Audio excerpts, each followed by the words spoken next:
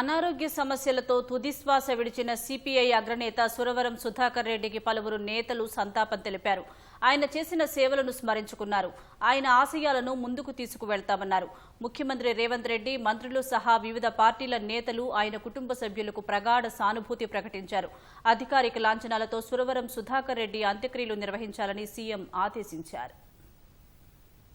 CPI మాజీ ప్రధాన కార్యదర్శి, మాజీ పార్లమెంటు సభ్యుడు సురవరం సుధాకర్ రెడ్డి మృతి పట్ల ముఖ్యమంత్రి రేవంత్ రెడ్డి సహా కమ్యూనిస్టు పార్టీతో పాటు వివిధ పార్టీల నేతలు సంతాపం తెలిపారు.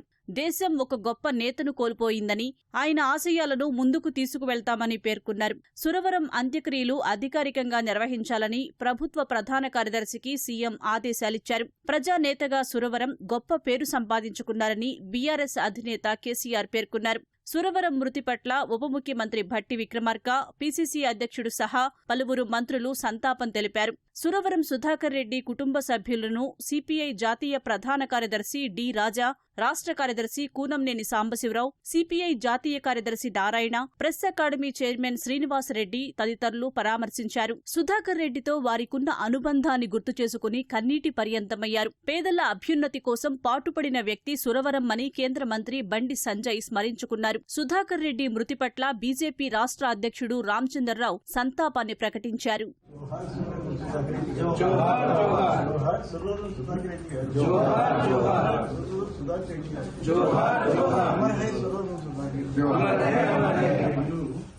హైదరాబాద్ కొండాపూర్లోని చండ్రా రాజేశ్వరరావు ఫౌండేషన్ వృద్ధాశ్రమంలో సుధాకర్ రెడ్డికి ఘనంగా నివాళులర్పించారు.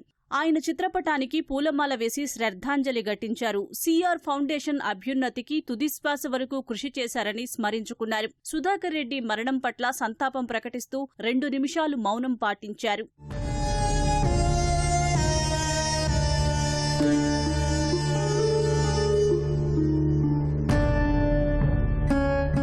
కొంతకాలంగా వయోభారంతో పాటు అనారోగ్య సమస్యలతో ఇబ్బందులు పడ్డ సుధాకర్ రెడ్డి హైదరాబాద్ గచ్చిబౌలిలోని కేర్ ఆసుపత్రిలో చికిత్స పొందుతూ శుక్రవారం రాత్రి 9 గంటల సమయంలో సుధాకర్ రెడ్డి మృతి చెందారు. ఆయన నేత్రాలను ఎల్వీ ప్రసాద్ కంటి ఆసుపత్రికి దానమిచ్చారు. కేర్ ఆసుపత్రికి చేరుకున్న ఎల్వీ ప్రసాద్ వైద్య బృందం నేత్రాలను సేకరించి అనంతరం పార్థివ దేహాన్ని కేర్ ఆసుపత్రిలో ఉన్న మార్చరీలో ఉంచారు. సుధాకర్ రెడ్డికి నిఖిల్, కపిల్ 2 కుమారులు ఉండగా పెద్ద కుమారుడు నిఖిల్ అమెరికాలో ఉంటున్నారు. ఆయన వచ్చే వరకు మార్చురీలోనే పార్థివ దేహాన్ని ఉంచారు. అనంతరం కాజాగూడలోని ఇంటికి తరలించారు. ఆదివారం ఉదయం 10 గంటల నుంచి మధ్యాహ్నం 3 గంటల వరకు ప్రజల సందర్శనార్థం సిపిఐ రాష్ట్ర కార్యాలయంలో ఉంచనున్నారు. అనంతరం అధికారిక లాంఛనాలతో ర్యాలీగా వెళ్లి గాంధీ ఆసుపత్రికి పార్థివ దేహాన్ని కుటుంబ సభ్యులు అప్పగించనున్నారు.